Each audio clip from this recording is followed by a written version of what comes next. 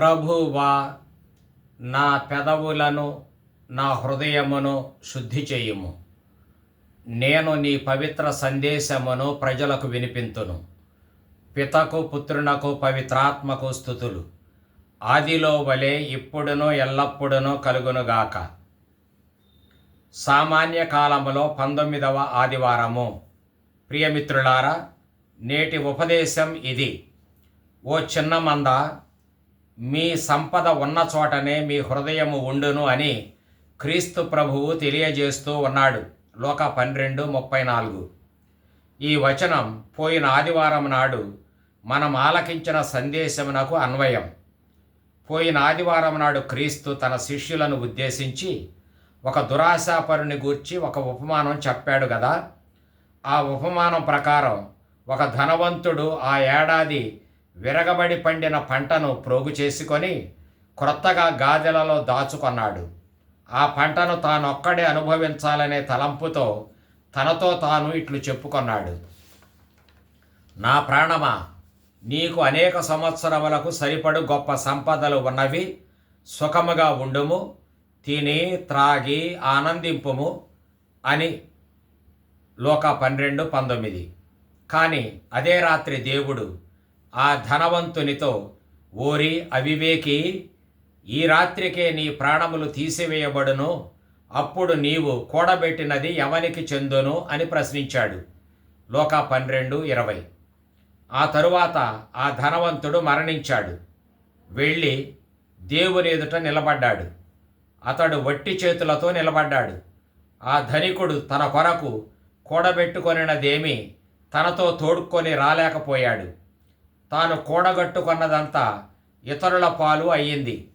అందరి విషయంలోనూ ఆఖరికి జరిగేది ఇదే.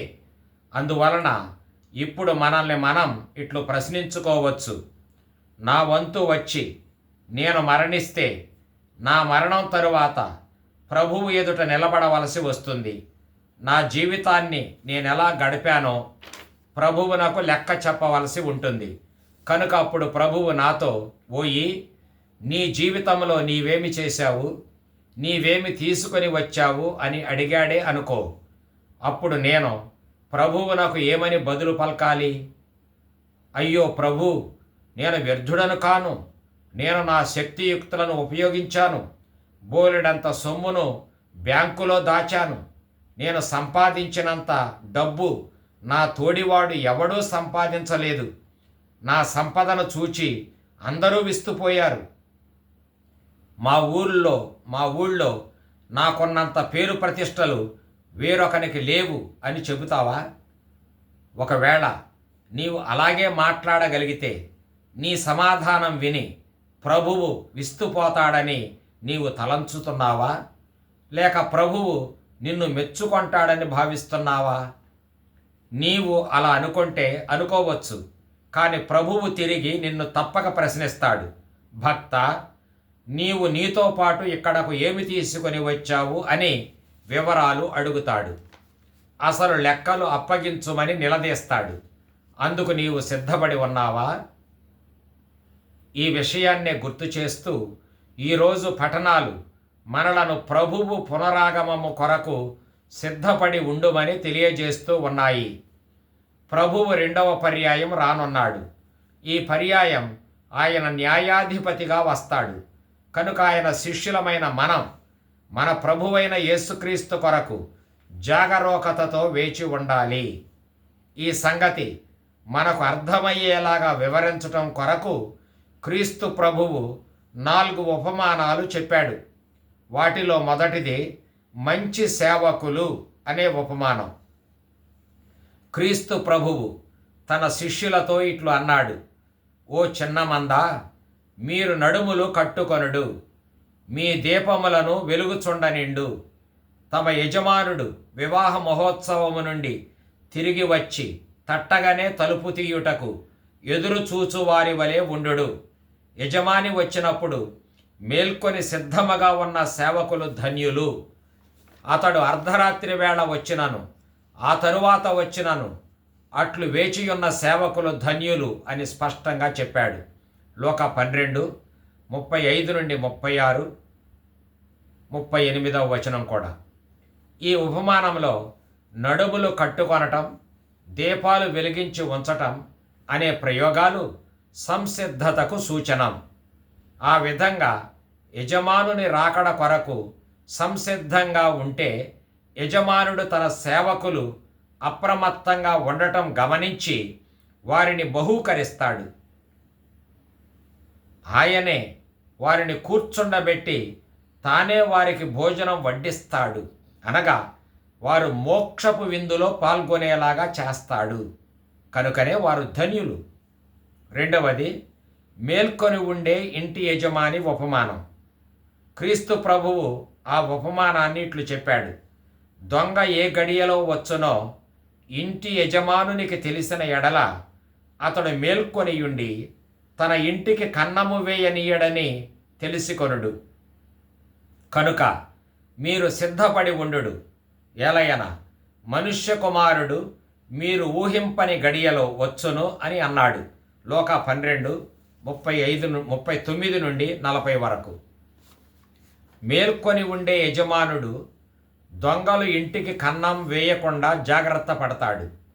అలాగే క్రీస్తు శిష్యులు కూడా ఇంటి యజమాని వలె మేల్కొని ఉండాలి. అప్పుడు మనుష్య కుమారుడు తలవని తలంపుగా రెండవ పర్యాయం వచ్చినప్పుడు క్రీస్తు శిష్యులు మేల్కొని ఆయనను స్వాగతిస్తారు. ప్రభువు వారు మేల్కొని ఉండటం గమనిస్తాడు. ఇక్కడ 2 అంశాలు ఉన్నాయి. ఒకటేమో మనుష్య కుమారుడు అనే ప్రయోగం. ఇక్కడ మనుష్య కుమారుడు అంటే న్యాయాధిపతిగా రానున్న క్రీస్తు. రెండవదేమో క్రీస్తు రెండవ రాకడ దొంగవాని రాకడతో పోల్చబడటం.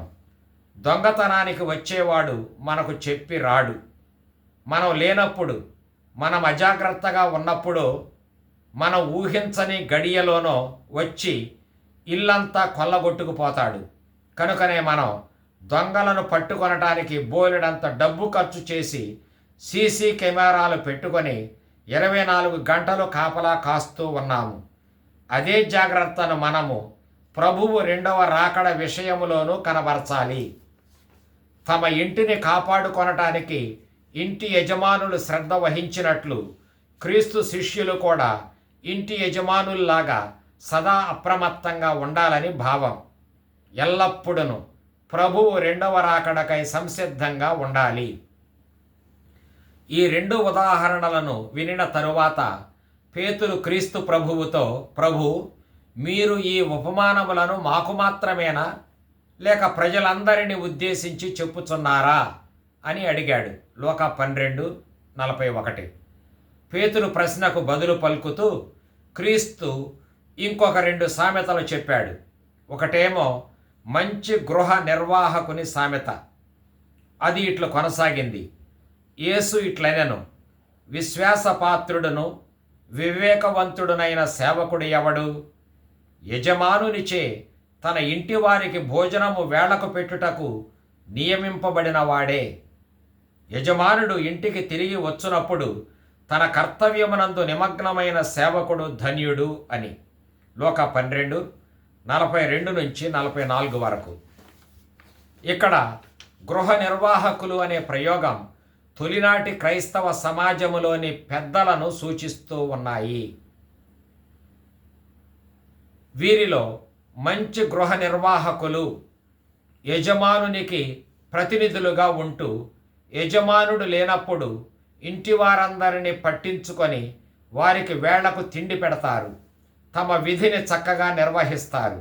కనుక యజమాని వారి మంచి ప్రవర్తనను గమనించి మెచ్చుకొని వారిని బహూకరిస్తాడు. ఎక్కువ బాధ్యతలను అప్పగిస్తాడు. ఒక విషయంలో నమ్మదగిన వాడు అన్ని వేళలా అన్ని విషయములలోనూ నమ్మదగిన వాడుగానే పరిగణింపబడతాడు. క్రైస్తవ సమాజంలో మంచి సేవకులు సద్భక్తితో జీవించి ధన్యతను పొందుతారు. వారి జీవితాలు దేవుని నుండి ప్రశంసలను అందుకొంటాయి.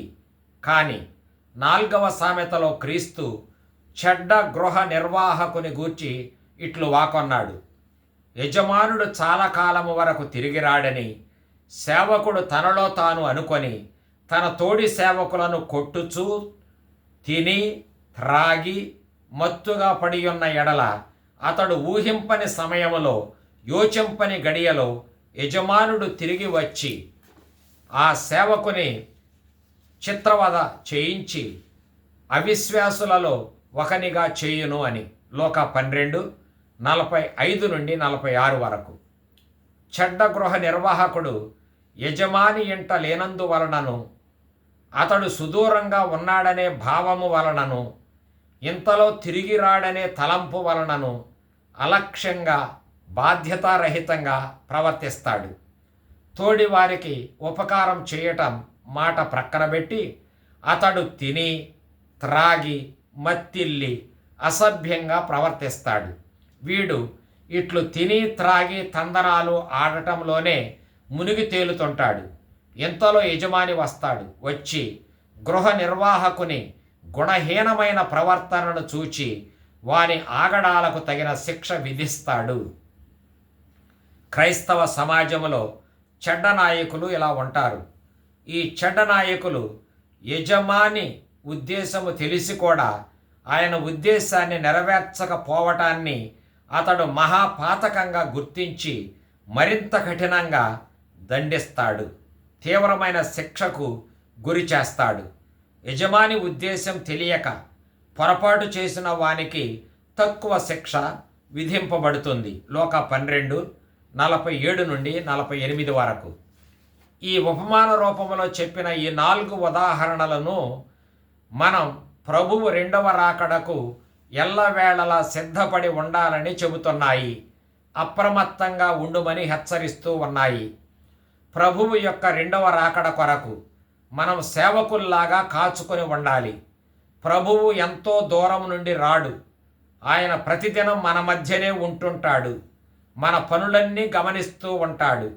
అతనికి నచ్చిన విధంగా మనం మన విధులను నిర్వహిస్తూ మనమే ఆయనకు లెక్క అప్పగించాలి. కనుక లోకాంతం ఎప్పుడు వస్తుంది అని ప్రశ్నించకూడదు. మనం ఎప్పుడూ సంసిద్ధంగానే ఉండాలి. లోకాంతం ఈరోజేనన్నట్లుగా మన బాధ్యత ప్రకారం మనం జీవించాలి. మనం చేసే ప్రతి పని దేవుడు చూచి మెచ్చుకొనేలాగా ఉండాలి. మనం సదా ప్రభువునకు నమ్మిన బంటులుగా ఉండాలి. నమ్మదగిన విధంగా బాధ్యతాయుతంగా జీవించాలి. క్రైస్తవ నాయకులు తోడివారి సేవ కొరకు నియమింపబడుతూ ఉన్నారు. కావున వారు క్రైస్తవ సమాజాలకు మేలు చేయాలి. మంచి గృహ నిర్వాహకులుగా మసలుకోవాలి. అహంకారముతో పెత్తనం చలాయించటం మహాపాపం. ధనార్జనానికిని అవినీతి క్రియలకును పాల్పడకూడదు. క్రైస్తవ నాయకుల అధీనములో ఉన్న వస్తువులు, భూములు వారు అమ్ముకొని సొమ్ము చేసుకొని దొంగ బ్రతుకులు బ్రతుకరాదు. ప్రతి క్రైస్తవ నాయకుడును ప్రభువునకు ఖండితంగా లెక్క ఒప్పజెప్పాలి. కనుక ఒళ్ళు దగ్గర పెట్టుకొని బ్రతకాలి. దురదృష్టకరమైన వాస్తవం ఏమిటంటే ఈ రోజుల్లో క్రైస్తవ నాయకుల్లో కొందరు లంచాలు ఇచ్చి పదవులు కొనుగోలు చేసి ఆసనాలు అలంకరించి విలాస జీవితాలు గడపాలనుకునేవారు లేకపోలేదు. క్రీస్తు శిష్యులు ధన వ్యామోహం అనే శోధనకు బలి కాకూడదు. పదవుల్లోకి వెళ్ళిన తరువాత మరింత అవినీతితో ధనార్జనకు అనగా అక్రమ సంపాదనకు ప్రాకులాడకూడదు. అడపదడప త్రాగి తందనాలు ఆడుతున్నారు. అదే గొప్పతనంగా భావిస్తున్నారు. దానినే దైవవరంగా అభివర్ణిస్తూ ఆత్మవంచనకు గురి అవుతున్నారు. వీరు దేవుని చిత్తాన్ని తెలుసుకొని కూడా ఆ చిత్తానికి పూర్తిగా వ్యతిరేకంగా వ్యవహరించడం చూస్తుంటే సాతాను రాజ్యం విస్తరిస్తుందని మనం సులభంగా గుర్తుపట్టగలం. కనుకనే ప్రభువు నీ గడియ ఎప్పుడో గాని ఏనాడో గాని రాదు, అది ఈనాడే వస్తుంది అని స్పష్టంగా చెబుతున్నాడు. అనగా నీవు నీ అవినీతిని బట్టి బ్రతికి ఉండగానే ఒక జీవచ్ఛవానివి అయ్యావు అని అర్థం. నీవు ఎంత డబ్బు ప్రోగు చేసుకొనినా, ఎంతకాలం తిని త్రాగి తందనాలు ఆడినా ఆఖరికి నీకు మిగిలేది తిరస్కారమే. దేవుని చేత తిరస్కరింపబడతావు. నీతి సూర్యుడును న్యాయాధిపతియును అవినీతి నిర్మూలన కొరకు ప్రాణత్యాగము చేసిన క్రీస్తు అవినీతి పరులను ఆదరించలేడు, నీతిమంతులకు అన్యాయం చేయలేడు. క్రీస్తు ప్రభువు మాటల్లోనే చెప్పాలంటే, దేవుని ఇష్టము ఎరిగియు ఆయన రాకడ కొరకు సిద్ధపడని వాడును సొంత ఇష్టానుసారము నడుచుకుంటూ ఇంటివారిని పొరుగువారిని హింసించు నాయకులను అనగా గృహ నిర్వాహకులను అనేక కొరడా దెబ్బలకు గురియగుదురు. లోక 12:47 నుండి 48 వరకు. ఈ శిక్ష నుండి తప్పించుకొనటం ఎవనికిని సాధ్యపడదు. ఈరోజు మొదటి పఠనం సొలొమోను జ్ఞాన గ్రంథము నుండి గ్రహింపబడింది. అధ్యాయం 18 వచనాలు 6 నుండి 9 వరకు. ఈ పఠన భాగం ఇశ్రాయేలీయులు ఈజిప్టు నుండి విడిపొందిన విషయాన్ని వివరిస్తుంది. దేవుడు చేసిన ప్రమాణాలను నమ్మి ఇశ్రాయేలీయులు ధైర్యంగా ఉన్నారని, వారి విశ్వాసమును చూచి ప్రభువు సంతృప్తి చెందాడని తెలియజేస్తుంది. కష్టకాలములో కూడా వారు ప్రభువుపై నిలుపుకొన్న నమ్మకం వారి విముక్తికి హేతువైందని ప్రకటిస్తుంది. అనగా దేవుని మీద దృఢ నమ్మకముతో జీవించేవారు ఎల్లవేళలా ప్రభువు రాకడ కొరకు సిద్ధపడి ఉంటారు అని అర్థం. ప్రభువు కూడా వారిని దర్శించి వారి విశ్వాసానికి తగిన బహుమతిని ప్రసాదిస్తాడు. ప్రజలేమో ప్రభువు చేసే సమస్త మేలులకు స్తుతికీర్తనలను పాడుతూ ఉంటారు. దేవుడు తన ప్రజలను దుష్ట శత్రువుల బారి నుండి రక్షిస్తాడు. ప్రజలు ప్రభువు దీవెనలను కష్టములను సరిసమానంగా పంచుకొని ఒకరితో ఒకరు పవిత్ర బంధము కలిగి జీవిస్తూ ఉంటారు. ఇట్టి భక్తులు ధర్మశాస్త్రాన్ని పాటిస్తూ ప్రభువుతో ఐక్యమై జీవిస్తుంటారు. ప్రభువు వారికి భద్రతను కల్పిస్తూ ఉంటాడు. జ్ఞానగ్రంథం 18:6 నుండి 9 వరకు. ఈ పుణ్య ప్రజలు దేవుని రాకడ కొరకు సర్వదా సిద్ధపడి ఉంటారు. నేటి రెండవ పఠనం హెబ్రీయులకు రాసిన లేఖ నుండి గ్రహింపబడింది. అధ్యాయం 11 వచనాలు 1 నుండి 2, 8 నుండి 19 వరకు. ఈ పఠనం అబ్రాహాము దేవుని మీద నిలుపుకొనిన చెలించని విశ్వాసాన్ని వివరిస్తుంది.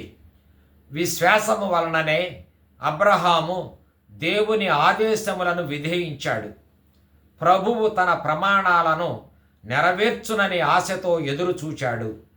ప్రభువు తన ప్రమాణాలను సకాలంలో నెరవేర్చాడు కూడా. మృతులను సహితం బ్రతికించగల శక్తి దేవుడు కలిగి ఉన్నాడని అబ్రాహాము నమ్మాడు. ఆ విశ్వాసంతోనే తన ఏకైక కుమారుణ్ణి దేవునికి దహన బలిగా అర్పించటానికి అంగీకరించాడు. కావున దేవుడు ఈసాకును మృత్యువు నుండి విడిపించాడు. ఈ ఈసాకు మూలముననే నీ వంశమును అభివృద్ధి చేస్తానని అబ్రాహాముతో దేవుడు పునఃప్రమాణం చేసి చెప్పాడు. దేవుణ్ణి ప్రగాఢంగా నమ్మి జీవించే వారిని దేవుడు తాను అనుకొనిన తరుణములో ఆదేశిస్తాడు. అదే రీతిగా దీవిస్తాడు కూడా. వారి విశ్వాసాన్ని సమృద్ధిగా ఫలింపచేస్తాడు. ఇంత గొప్ప విశ్వాసం గలవారు దేవుని అద్భుత శక్తిని చవిచూస్తారు. ప్రభువు వారి జీవితాలను సురక్షిత గమ్యానికి చేరుస్తాడు. అబ్రహాము వంటి విశ్వాసముతో మనం న్యాయం, శాంతితో కూడిన దైవరాజ్యాన్ని నెలకొల్పగలం.